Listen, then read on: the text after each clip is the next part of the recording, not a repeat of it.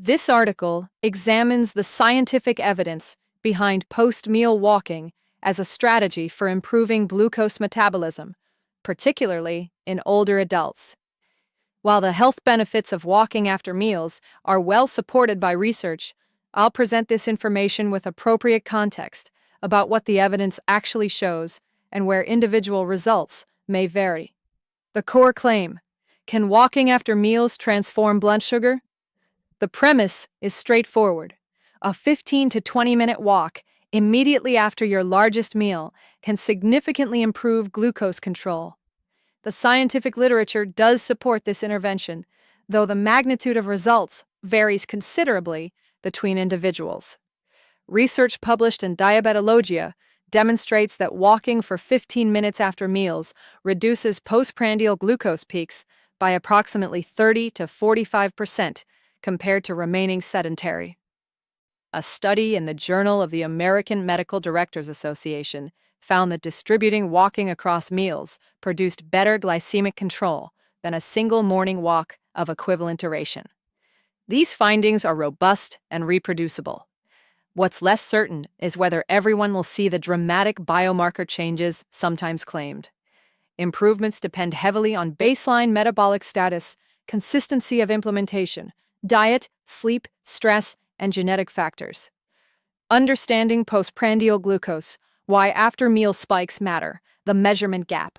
Standard medical practice focuses on fasting glucose, blood sugar, measured after an overnight fast. This approach, while useful, misses a significant portion of the metabolic picture. Postprandial glucose refers to blood sugar levels in the hours following food consumption. In metabolically healthy individuals, glucose rises modestly after a meal, typically to around 120 to 140 milligrams per deciliter, and returns to baseline within 2 hours. The pancreas releases insulin, muscle and fat cells absorb glucose, and the system maintains equilibrium. Research in diabetes care shows that postprandial glucose excursions become progressively larger with age, even in people with normal fasting glucose. The same meal that produced a glucose peak of 130 mghc per deciliter at age 40 might produce a peak of 170 to 180 mghc per deciliter at age 65. The damage mechanism: when glucose concentrations exceed approximately 140 mghc per deciliter, glucose molecules begin binding non-enzymatically to proteins throughout the body, a process called glycation.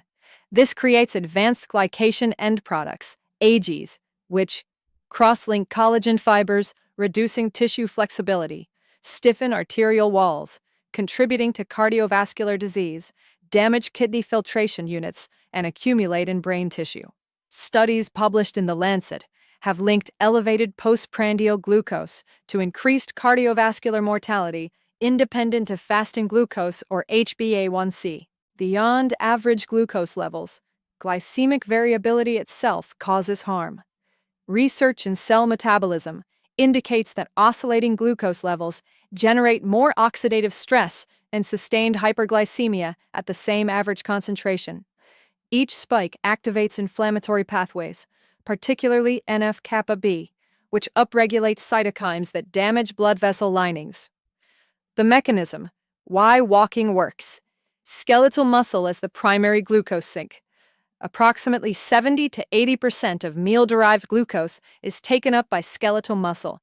This makes muscle tissue the dominant regulator of postprandial glycemia, far more important than liver or fat tissue in determining how high glucose rises after meals. Muscle cells absorb glucose through transporters called GUT4. Normally, these transporters sit inside the cell.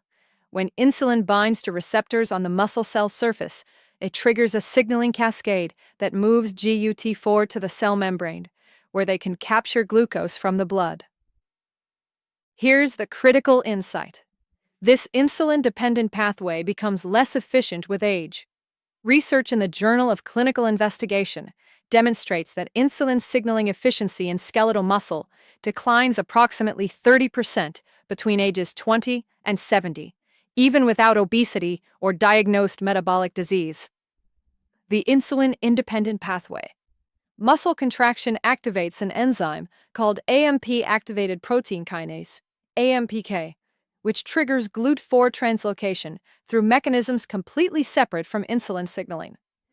This contraction-mediated glucose uptake does not require insulin, is not impaired by age-related insulin resistance, increases glucose uptake by 200 to 400% in the exercised muscle, and persists for up to 48 hours after exercise. Studies in diabetes demonstrate that even a single bout of muscle contraction dramatically increases glucose uptake into working muscle. By walking immediately after eating, you activate this pathway precisely when glucose is entering the bloodstream. The timing question. Why immediately after eating? Glucose from a typical meal begins appearing in the bloodstream approximately 15 minutes after eating and reaches peak concentration between 45 and 90 minutes post-meal. Initiating walking immediately after eating ensures that muscle contraction-induced GLUT4 translocation coincides with maximum glucose influx. Research in diabetologia measured postprandial glucose in subjects who walked for 15 minutes immediately after meals versus those who remained sedentary. The walking group showed glucose peaks 30 to 45% lower than the sedentary group. Reduced total glucose exposure over the postprandial period. Faster return to baseline glucose levels. A study specifically examining adults over 60 found that 15-minute walks after each meal produced significantly greater reductions in daily glucose exposure compared to a single 45-minute morning walk. The total walking time was identical, but distribution across meals multiplied the metabolic benefits. Additional mechanisms. Beyond direct glucose uptake, gastric emptying modulation. Walking affects how quickly food leaves your stomach. When the stomach empties rapidly, a large bolus of glucose arrives in the small intestines simultaneously, producing a steep glucose spike. Slower gastric emptying allows glucose to trickle into the bloodstream more gradually. Research in neurogastroenterology and motility found that postprandial walking delayed gastric emptying by approximately 20%. This seemingly modest delay produces meaningful effects: lower peak glucose, more gradual rise, and shorter duration of elevation. Incretin enhancement. Walking increases secretion of glucagon-like peptide 1, GLP-1, from intestinal cells. GLP-1 further slows gastric emptying, stimulates insulin secretion in a glucose-dependent manner, suppresses glucagon release, and promotes satiety. The pharmaceutical GLP-1 receptor agonists, semaglutide for example, have become major drugs for diabetes and obesity.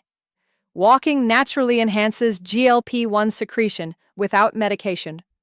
The second meal effect, consistent post-meal walking, enhances glucose tolerance not just at the current meal, but at subsequent meals. Studies in the American Journal of Clinical Nutrition show that people who walk after dinner demonstrate lower postprandial glucose at breakfast the following morning, compared to those who remain sedentary. Insulin sensitivity restoration. Beyond acute glucose disposal, regular post-meal walking progressively improves insulin sensitivity.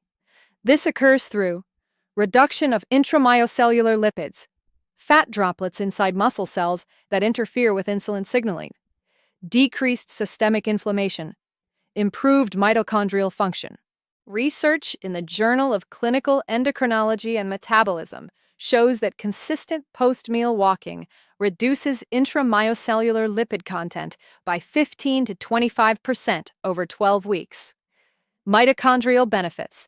Consistent muscle contraction triggers mitochondrial biogenesis, the creation of new mitochondria, through activation of PGC1 alpha.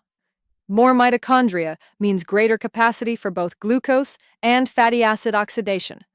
Studies in the Journal of Physiology show that 6 weeks of regular walking increases muscle mitochondrial content by 20 to 30% in older adults. A practical protocol. Based on the research, here's a reasonable approach. Core practice. Target meal, your largest meal of the day, typically dinner for most people. Timing: begin walking within 10 to 15 minutes of finishing eating. Duration: 15 to 20 minutes. Intensity: moderate pace, approximately 3.0 to 3.5 miles per hour, or what feels like a conversational pace where you could speak in full sentences without breathlessness. Location: outdoors when weather permits.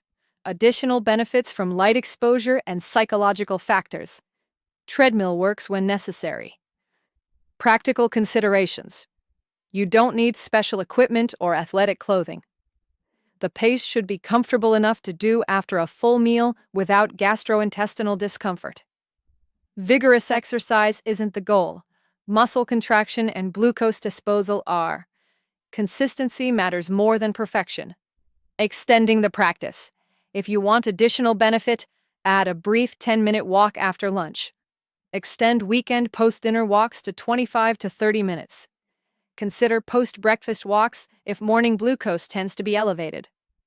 For those with mobility limitations, any skeletal muscle contraction activates the same pathways. Alternatives include seated leg raises, chair-based marching, resistance band exercises, standing in place and shifting weight between feet, upper body movements. What results can you realistically expect? The research supports meaningful improvements for most people who implement this practice consistently. However, setting appropriate expectations matters. Well-supported benefits: reduced postprandial glucose peaks, typically 20 to 40% reduction. Lower daily time spent above 140 milligrams per deciliter. Gradual improvement in fasting glucose over weeks to months. Potential HbA1c reduction, particularly if starting in the prediabetic range. Improved triglyceride levels and triglyceride HDL ratio. Factors that influence results: baseline metabolic status. Those with more room for improvement often see larger changes. Consistency of implementation. Overall diet quality, sleep quality, and stress levels. Other physical activity, genetic factors, medications. What the research doesn't guarantee. Individual results vary considerably. Some people see dramatic improvements, others see modest changes. Post-meal walking is one component of metabolic health, not a complete solution. Integration with medical care. If you take diabetes medications, post-meal walking complements rather than replaces medication. If you take metformin, sulfonylureas, or insulin, the walking will likely improve glucose control. Dose adjustments may eventually be possible under medical supervision. Walking itself doesn't cause hypoglycemia the way insulin or sulfonylureas can. Always consult your physician before making medication changes. Monitoring progress. If you want to track your response, continuous glucose monitors provide the most detailed picture. Periodic HbA1c testing shows 3-month trends. Fasting glucose and fasting insulin together reveal insulin sensitivity. Lipid panels may show triglyceride and HDL improvements. Common questions: can I wait an hour after eating? The research suggests immediate timing produces better results. Glucose peaks 45 to 90 minutes after eating. Walking during this window ensures maximum glucose disposal. Waiting an hour means missing the peak absorption window. Can I substitute other exercise? Yes. Any skeletal muscle contraction activates the insulin-independent glucose uptake pathway.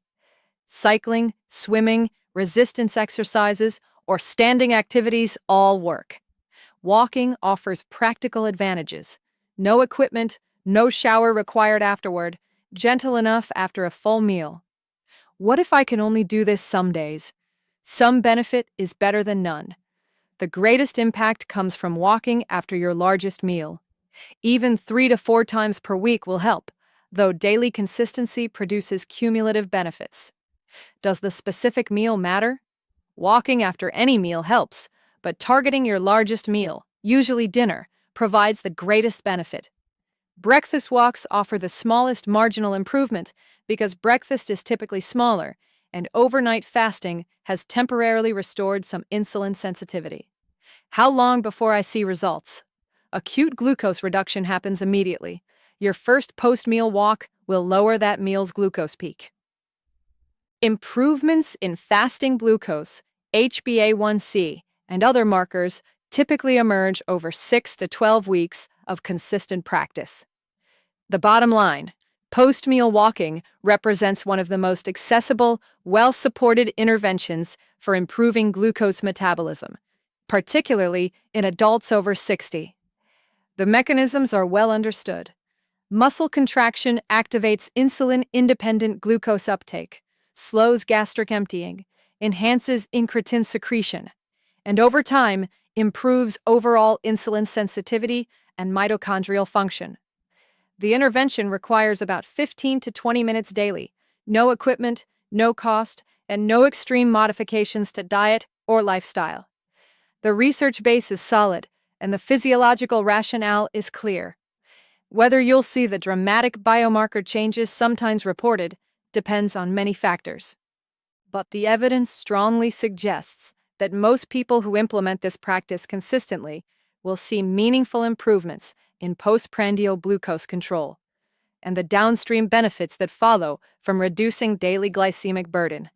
17 minutes after your largest meal, that's the core commitment. The molecular machinery does the rest.